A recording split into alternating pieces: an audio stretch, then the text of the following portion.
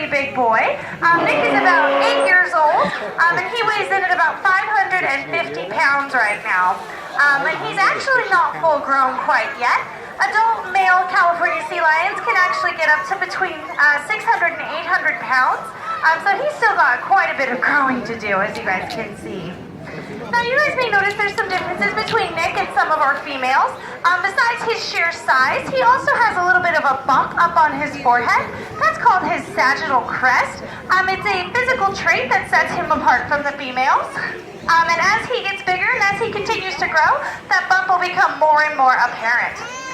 You may notice that he's also got a really thick neck. Part of the reason why sea lions are called sea lions is because when they dry out, they're actually covered in short, coarse fur. And so that fur becomes really, really fluffy on that neck area and forms kind of a mane. So that's part of the reason where the term sea lion comes from. Nick also has a very loud bark, which he may demonstrate for you here in just a couple minutes. So we've measured him when he's inside. He's actually as loud as a jet at 1,000 feet. So he's a pretty noisy boy when he wants to be. Now you guys may also have noticed we have another pinniped hanging out in the pool with us today. His name is Robin, and he is a harbor seal. Harbor seals and sea lions are sometimes confused for each other. They are in fact two different species of animals. And when I say pinniped, I'm just referring to the family group that includes seals, sea lions, and walruses. Now, Robin is sometimes called a baby sea lion, which is not his favorite thing in the world. So we'll talk about some of those differences so you guys are experts by the time you leave here today. If you take a look at Nick, you can see that he's got a really nice solid brown coat there. If you take a look at Robin, who's hauling out on the beach down there, he's got more of a spotted or what we call a leopard coat. You can also see that Nick's got some really big front flippers that he's able to stand up on and use for swimming, and his back flippers can rotate underneath of him. As you see Robin make a graceful exit there, you can see that he's moving around on his stomach as he's out on the land because his front flippers are not as large, and he primarily uses his back flippers to get himself through the water. Nick is showing you his best rendition of what a seal looks like out on the beach. Very nice, buddy. Now, let's talk about life out in the ocean a little bit. Can you guys name any predators for California sea lions? Nick's going to give you a hint here. Shout it out if you know it. There's one. Oh, perfect. So I think I heard both of them out there. For those of you who didn't catch it, sharks and killer whales are the two most common predators for these guys. Luckily, we don't have any of those in the pool today. But if we did, Nick's got some great adaptations to get away from them. The easiest, of course, is to haul out on land. Big fish can't really follow you there. But land is not always available. So another good adaptation is to jump completely out of the water. So if you guys keep your eye on this ball next to me, Nick's going to show you just how high he can go.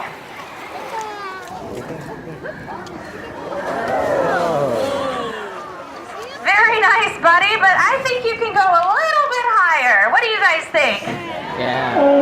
Let's try that again, Nick, and see what you can do. You can get the ball?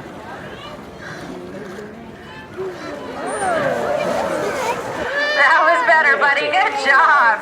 You guys are watching a training session between Nick and Callie. And we use a process here called positive reinforcement training.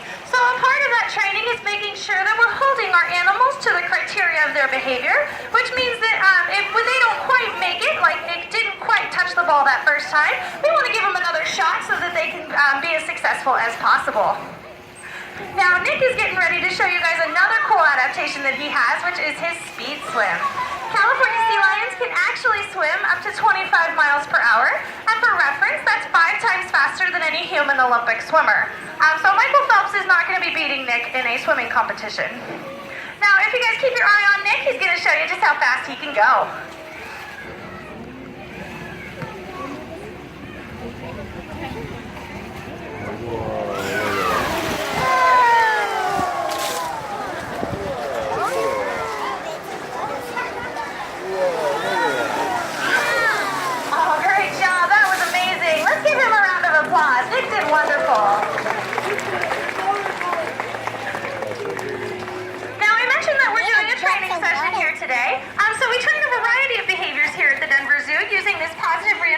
Process.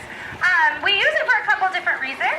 It gives our animals choices so they can decide whether or not they want to participate with us. If they decide they don't want to for any reason, that's fine with us. We simply move on and try again a little bit later. And if Nick does decide to participate, as he is now, we ask for a behavior, he demonstrates it, and he gets that fish reward.